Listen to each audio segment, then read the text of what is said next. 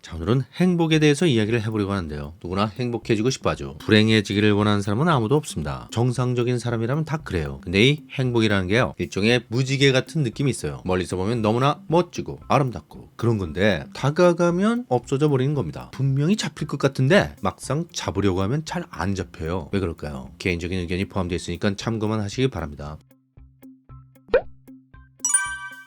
사전을 찾아보면 행복은 생활에서 충분한 만족과 기쁨을 느끼어 흐뭇함. 이렇게 되어 있어요. 한마디로 기분 좋다는 거죠. 충분히 만족해서 더 이상 바랄 게 별로 없는 상태라는 겁니다. 바로 이거예요. 그래서 행복해지기가 그렇게 어려운 겁니다. 정확하게는 행복을 지속하기가 어려운 거죠. 왜냐하면 더 이상 바랄 게 없다면 아무것도 안 할 거잖아요. 그럼 대부분의 경우 상황이 안 좋아지는 거예요. 예컨대 성인이라면 돈을 벌어야 하잖아요. 근데 아무것도 안 하면서 희희낙낙하고만 있으면 어떻게 되겠어요? 먹고 살기 힘들어지는 거예요. 집도 없고 옷도 마음에 드는 거 못 입고 밥을 굶기도 하는 거죠. 그러다가 몸이 아파질 수도 있고 심지어 그 상태가 좀 더 진행되면 죽을 수도 있습니다. 다시 말해서 행복하다고 생존에 유리한 건 아니라는 거예요. 두 가지는 별개의 문제라는 거죠. 사실은 그래서 행복해지기 어려운 겁니다. 자, 이게 무슨 얘기냐면요, 일반적으로 사람들은 행복을 인생의 목표라고 생각해요. 근데 그건 그냥 내가 그러고 싶은 거고 내 생각이 그렇다는 거고 나도 잘 의식하지 못하는 나의 진짜 목표는 따로 있어요. 그게 뭘까요? 생존이에요. 죽지 않고 살려고 하는 겁니다. 일단 살아있어야 행복하든 불행하든 할 수 있는 거잖아요. 나는 그냥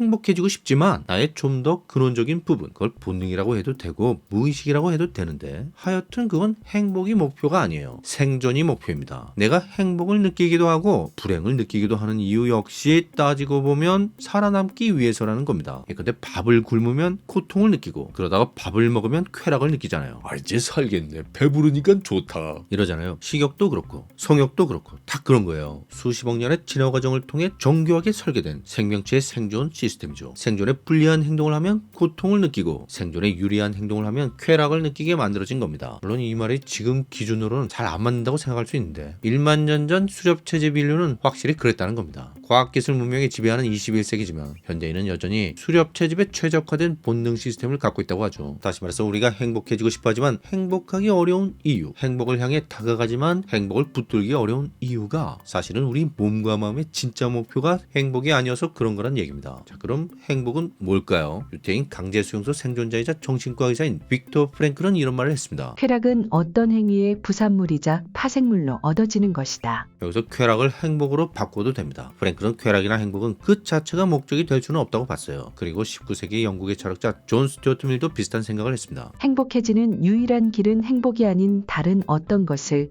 인생의 목적으로 삼는 것이다. 다시 말해서 나한테 어떤 다른 목표가 있어서 그걸 추구하는 과정에서 우연히 행복을 발견하거나 혹은 그 결과로 행복을 경험할 수는 있어도 행복 그 자체가 목표가 될 수는 없다는 거예요. 혹시 오해하지 마세요. 이들은 도덕적 기준에서 행복이나 쾌락을 추구하는 게 옳지 않다 이런 말을 하고 있는 게 아닙니다. 그냥 말 그대로 내가 행복하고 싶어서 행복을 추구했더니 안 되더라. 근데 행복이 아닌 다른 목표를 가지고 열심히 살았더니 행복해지더라는 얘기예요. 말하자면 행복의 역설이라고나 할까요? 그런 거죠. 자, 근데 이게 진짜일까요? 맞는 것 같아요. 왜냐면 현대 뇌과학에서도 비슷한 얘기가 나오거든요. 최근에 도파민이라는 말이 한참 유행했잖아요. 이게 사실 그 얘기예요. 이전에도 말씀드린 적 있지만 SNS 중독, 쇼츠 중독 이런 게 다 도파민 때문이라고 하죠. 보고 있으면 도파민이 뿜뿜 나오니까 계속 그것만 들여다보게 된다는 겁니다. 근데 진짜 문제는 뭐라 그랬죠? 도파민이 나오는 게 아니라 도파민이 안 나오는 게 문제예요. 이런 거에 너무 익숙해지면 다른 걸로는 도파민이 잘 안 나오거든요. 도파민은 동기유발 호르몬이에요. 쉽게 말해서 도파민이 안 나오면 그걸 하고 싶은 생각이 하나도 안 든다는 겁니다. 예컨대 같은 유튜브 영상이라도 롱폼은 잘 안 보게 되는 거예요. 강한 자극에 길들여지면 약한 자극 따위에는 반응을 안 하게 된다는 뜻입니다. 근데 사실 더 심각한 문제가 있죠. 그나마 강한 자극에 반응하던 것도 반복되면 점점 무뎌지는 거예요. 그래서 이전 같은 쾌감을 느끼려면 더 세고 더 강력한 자극이 필요하게 됩니다. 모든 중독은 다 이런 식이에요. 술, 담배, 도박, 섹스, 마약 이런 거에 중독되는 과정도 다 똑같습니다. 자, 이게 왜 이렇게 되냐면요. 이해를 돕기 위해 좀 쉽게 설명해 볼게요. 유명 연예인이나 재벌집 자제가 마약하다 걸리곤 하잖아요. 이런 사람들이 도대체 뭐가 부족해서 그런 걸 하는 걸까요? 그 이유는 내가 술이나 담배, SNS나 쇼츠에 빠지는 것과 크게 다르지 않아요. 그냥 따분해서 그러는 겁니다. 성공하고 부자 되면 엄청 다를 것 같잖아요. 맞아요. 다르겠죠. 적어도 처음엔 확실히 그럴 거예요. 세상을 다 가진 기분이 들 수도 있습니다. 근데 시간이 좀 지나면 그냥 심드렁해지는 거예요. 당연한 게 되어버린다는 거죠. 적어도 처음만큼 기쁘고 짜릿한 상태는 아니라는 겁니다. 자, 근데 반대도 마찬가지입니다. 원래 금수저였던 사람은 흙수저로 산다는 게 상상이 가지 않을 수 있어요. 내가 저렇게 산다면 차라리 죽는 게 나을 것 같은데. 예, 이것도 맞아요. 실제로 스스로 목숨을 끊기도 하죠. 부자가 망하면 처음엔 진짜 죽을 만큼 힘들 수 있어요. 하지만 시간이 지나면 그냥저냥 살만할 수도 있습니다. 놀랍게도, 정말 놀랍게도 그럴 수 있어요. 그러니까 감옥에도 사람이 사는 거고요. 군대 밥도 이틀째부터는 맛있어지는 겁니다. 그래서 정리하자면 대학 합격, 대기업 합격해서 그렇게 좋았던 것도 몇 달 못 가는 거고요. 반대로 웬만큼 안 좋은 일이 생겨도 몇 달 꾹 참고 버텨내면 원래 상태로 돌아가는 겁니다. 시간이 지나면 좋았던 것도 나빴던 것도 잊혀지는 거예요. 소크라테스는 쾌락과 고통이 연결되어 있다는 말을 했는데요. 둘 중 하나를 쫓는 사람은 반대 이것을 얻게 된다고 했어요. 뇌과학에는 신경 적응이라는 말이 있는데 소크라테스의 말과 정확하게 같은 내용입니다. 뇌는 쾌락에 계속 노출되면 쾌락을 주는 자극에 둔감해지고 고통을 주는 자극에 민감해집니다. 일종의 설정값이 바뀌는 거예요. 그래서 더욱더 쾌락 자극에 집착하게 되죠. 처음 느꼈던 그 황홀감을 다시 느끼려면 훨씬 더 강한 자극을 줘야 되거든요. 반대로 이젠 그만해야겠다고 끊으려고 하면 이번엔 엄청난 고통이 밀려오는 거죠. 그래서 중독이 되면 빠져나오기 힘든 거예요. 이때 필요한 건 역시 시간입니다. 어쨌든 시간이 좀 지나야 돼요. 고통을 피하지 말고 온몸으로 받아내며 시간을 견디면 다시 설정값이 바뀝니다. 고통에 계속 노출된 뇌는 반대로 고통 자극에 둔감해지고 쾌락 자극에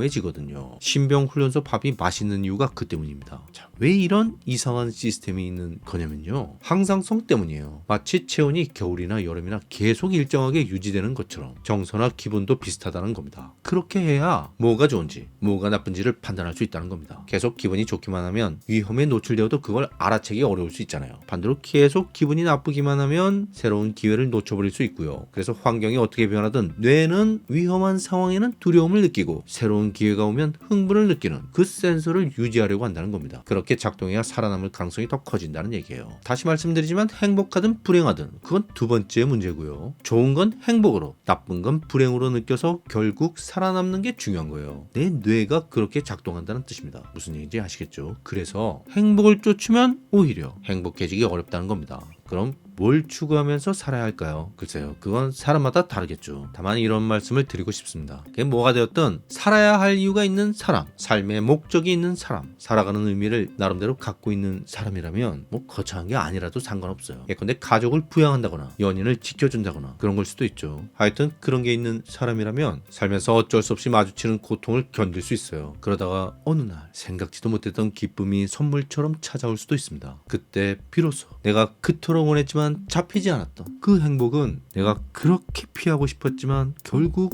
겪어낸 고통의 보상임을 알게 되는 것입니다.